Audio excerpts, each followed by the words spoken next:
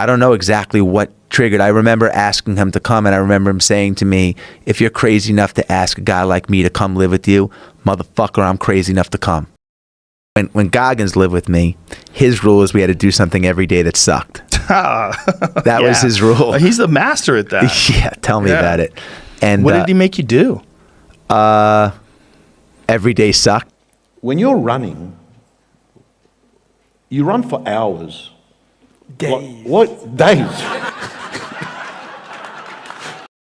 Yeah, he's a maniac. When he did the podcast, I got here, he showed up super early. And when I got here, he was already with his shirt off doing chin-ups. I was like, I walked into the back where the gym is, and he's in there. I'm like, look at this motherfucker. Amazing. Yeah, he's a savage. Yeah. He's legit. I remember one day I was sitting on the couch and in Connecticut where I was living at the time, and on the ticker on the TV, the emergency broadcast system came up. Stay inside. Freezing rain. Icy conditions. High winds. Stay inside. It was like beeping. Stay inside. And Goggins was like, this is amazing, man. Let's go for a run. And I'm like, they're telling us the exact opposite, man. They're broadcasting to the whole community to stay inside. Right. So we go for a 10-mile run in the blizzard, and we come home, and I lived on a lake, and kids are playing hockey on the lake.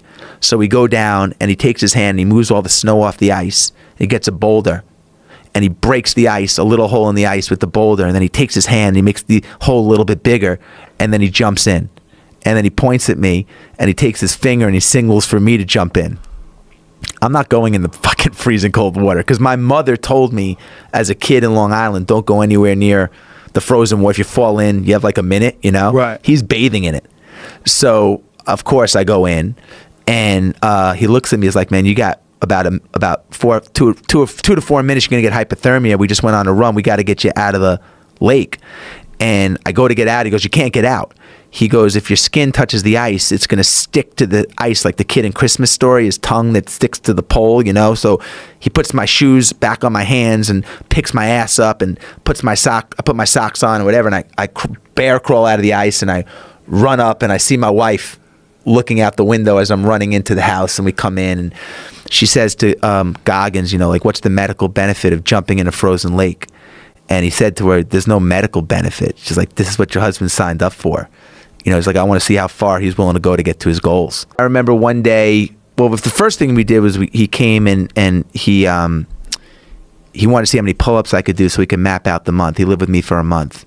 And I went to the pull-up bar, and I got like maybe 8 pull-ups, which is an exaggeration. I probably got like 4 pull-ups. You know? A lot of people are listening, so I'll say 8. And then he said, all right, wait 30 seconds, go and do it again. And I went up on the pull-up bar, and I did maybe like 3 or 4. He said, all right, wait 30 seconds, I want you to do it again. And I got up on the pull-up bar, and I did maybe like 1 kipping, you know, getting my damn chin over the bar barely. And I dropped down, I was all jacked up, and I said, all right, well, what's next? He said, well, what's next is we're not leaving here until you do 100 more. We're not leaving the gym until you do 100 more. That day? Now. Like right now. Right now. So you had done like, 7. I did like probably 7 or 10, and I was like, man, Goggins, that's impossible. And he said, you know, I already know what your biggest problem is. And he's like, the limitations you're putting on yourself are self-imposed. Get the fuck back on the bar. And, you know, Jesus Roger Christ. that, man. And I got up on the bar, and I over the course of an hour or 2, I did them. And that started our journey of like, you're about to go in a place where you've never been, motherfucker.